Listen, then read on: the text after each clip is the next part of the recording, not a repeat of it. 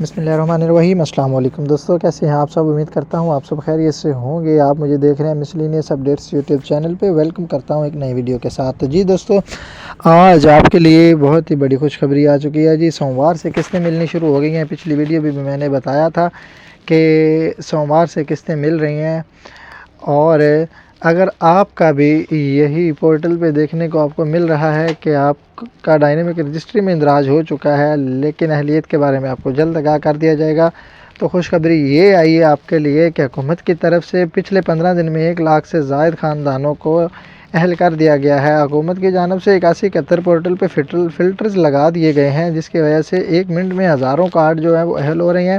اگر ابھی تک آپ کے کارڈ اہل نہیں ہوئے تو اس میں ایک یہ بھی بات ہے کہ حکومت نے ابھی تک جتنا بھی ڈیٹا اٹھایا ہے وہ اٹھایا ہے 25 تک جن کا پی ایم ڈی اسکور تھا، ٹھیک ہے، 25 سے 27 تک جن کا پی ایم ڈی اسکور تھا ان کو حکومت کی طرف سے اہل کیا گیا ہے، اور جو اہل ہو چکی ہیں خواتین ان کو صبح یعنی کہ سوموار سے قسطیں ملنی سٹارٹ ہو رہی ہیں۔ آج اتوار کا دن ہے اور میں ویڈیو ریکارڈ کر رہا ہوں، یعنی کہ سوموار سے کل سے آپ کو 13,500 والی قسطیں ملنی شروع ہو رہی ہیں، جن کو اہل کر دیا گیا حکومت کی طرف سے۔ لیکن جن کو ابھی تک 8171 پورٹل پہ یہ دیکھنے کو مل رہا ہے کہ آپ کا ڈائنامک رجسٹری میں اندراج ہو چکا ہے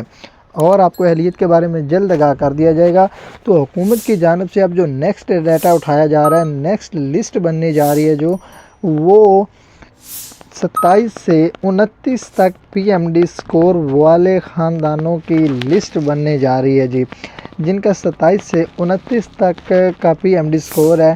ان کو انشاءاللہ اس پروگرام میں اب اہل کیا جائے گا جی۔ اگر آپ کا بھی 27 سے 29 تک کا پی ایم ڈی اسکور ہے تو پھر آپ بھی اس لسٹ میں ایڈ ہو جائیں گے انشاءاللہ جی۔ مرحلہ بار حکومت کی طرف سے جی کارڈوں کو اہل کرنے کا سلسلہ شروع ہو چکا ہے، اور یہ سلسلہ جو ہے جو 25 فروری تک انشاءاللہ جاری و ساری رہے گا۔ اس طرح اگر آپ بھی اس 25 تاریخ تک اہل ہو جاتے ہیں تو پھر آپ کی جنوری سے مارچ والی جو قسط ہے اس میں آپ کا بھی نام آ جائے گا، آپ اسی لسٹ میں شامل کر دیے جائیں گے اور آپ کو 13,500 والی قسط ملنی شروع ہو جائے گی۔ اگر آپ اس